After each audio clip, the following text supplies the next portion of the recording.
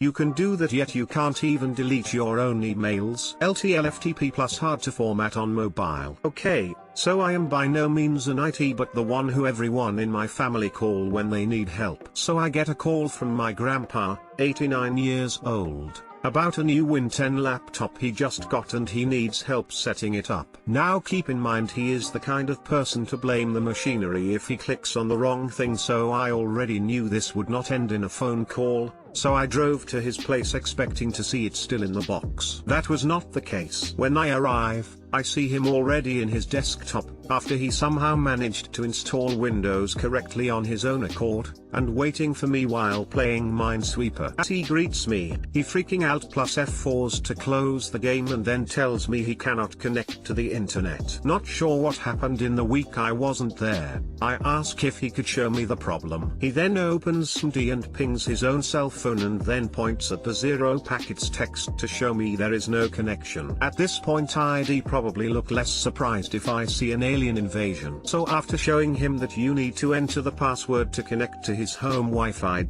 he then asks me how to see his email account again. Still completely stunned, I show him how to access his Outlook account and how to delete some messages. And the craziest part, when I asked him how did he know about SMD, his answer was, I learned it from Grandma. Edit, I just asked Granny about this whole thing and she does not remember. Unfortunately I will never know what supernatural being managed to teach them that.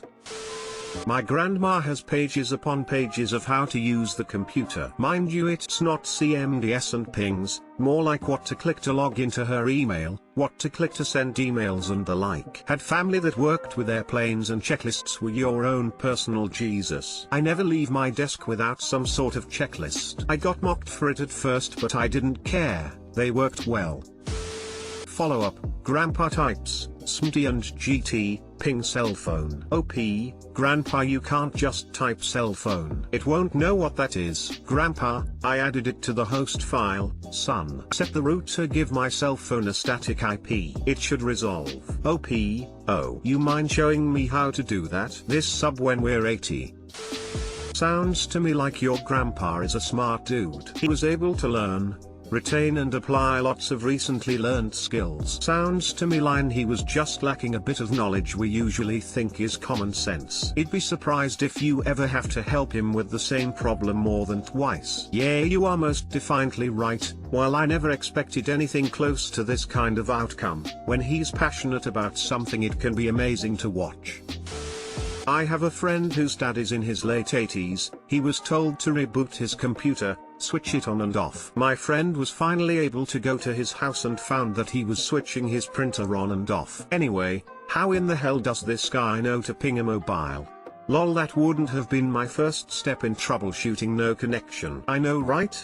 He told me the network symbol in the taskbar was too small for him and he prefers text that actually tells him there's no connection. Go figure.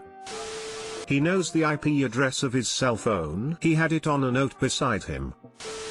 Hey, if you don't want your $1,000 gaming computer, I'll take it. This happened a while ago. I own my own computer repair business and a customer called me up asking me to build them a computer. They had all the parts and just wanted someone to put it together as they didn't trust themselves. It was a fairly high-end computer. They spent probably $2,000 plus on parts. I put it together with no issues and they were very happy. When they picked it up they asked if I could fix up one of their older computers so their kids could play together. The computer they brought in was maybe 2 to 3 years old but for the time was top of the line parts and probably cost $2,000, $2,500. They bought an NVIDIA GTX 1070 and told me that it needs a hard drive and some extra fans. So I picked up a $100 hard drive, swapped in the 1070, installed the fans and it ran like a dream. I called them and told them it was ready. They were again really pleased and said they would be by later in the day. 3 days later I call them again and ask when they want it and they say they will be on the weekend. 7 days later they say they will be by at the end of the day. 2 weeks later I call and get no answer, so I leave a message and send them an email explaining that starting at the beginning of next month there will be a $20 per week storage fee since it's been over 30 days since it was completed. I call them in the middle of the week to again confirm when they wanted it and explain the fee,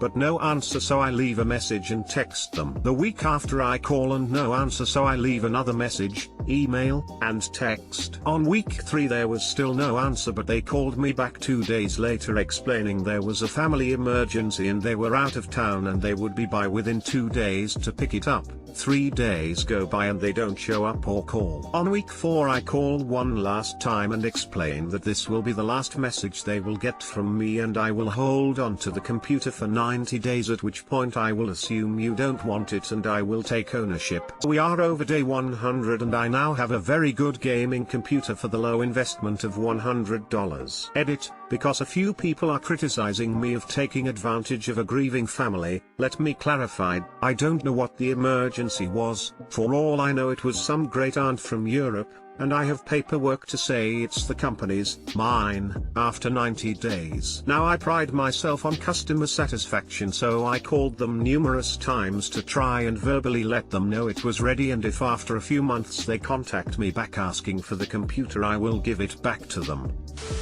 I'll buy it from you for $200. D. My God, a happy ending. You know, I get the feeling that someday he'll show up, demand his computer back, insist he doesn't have to pay the storage fees, and threatens to call the cops in case you don't hand it over immediately. I'm sure you are, but make Butternut sure that your butternut is covered. Document everything you have done to attempt to return the computer. He has emails and texts, as well as the replies and also lack thereof.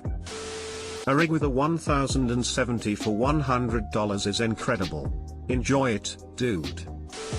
You deleted all my files. Hey everyone, thought I would share this tale from one of my IT buddies. He had this one woman that would always put tickets in for the smallest things. But this one takes the cake. People, IT buddy. CW, confused woman. IT saw a ticket had come in and it was from CW. It said, you deleted all my files.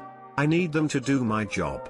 IT called CW to see what was going on, because we don't delete personal files off of people's computers unless there is a good reason for it and we have the user's permission. So while he was on the phone, he remotes into her computer and noticed everything but the recycling bin was missing on her desktop. He noticed that there was files in the recycling bin, so he opened it and all her files are there. And IT, here are all your files, did you move them into here? And CW, yes I did, I moved them in here to recycle them so they will be clean for me to work on them. And IT, and CW, yes, I moved them to the recycling bin to make them new again so I can reuse the files. And IT, this is the trash bin, you would move files here to delete them off of your computer. And CW, it is not a trash can, it is a recycling bin.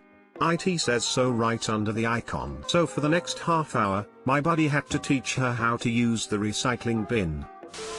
The thing I don't understand when people take this recycling name literally is when you throw a plastic bottle into your recycling bin, you still never expect to see it again. You know how the janitor empties your recycling bin at night? That's what happens with your computer. Don't put stuff you want to keep in the recycling bin. You think that's bad? I've had customers verbally agree to wiping their hard drives so I could reinstall Windows, sign a form to the same effect, and still say where are my files? After I gave their computers back to them. We asked you if you wanted us to back up your files before wiping the hard drive, and you said no. It's not my fault that you're dumb. Yeah, go ahead and delete everything. Nah, don't back anything up, it's fine. What the hell? You deleted all my files. Then why don't you just right-click on it and empty it to get your stuff out? My inner butternut wants to see how that would play out. My inner cheesecake wants to watch your inner cheesecake. And CW, Yes, I did. I moved them in here to recycle them so they will be clean for me to work on them. You know, I would really love to know why she thought her files were dirty, and how cleaning them would be an improvement. That explanation alone would be worth the price of admission. You and me both. Most people in here are focusing on her misunderstanding of the functional purpose of the recycling bin, whereas I really want to know what she thinks is going on with her files. Like, does she think every time she spell checks she needs to clean eraser marks off the paper or something? Mind equals bottled.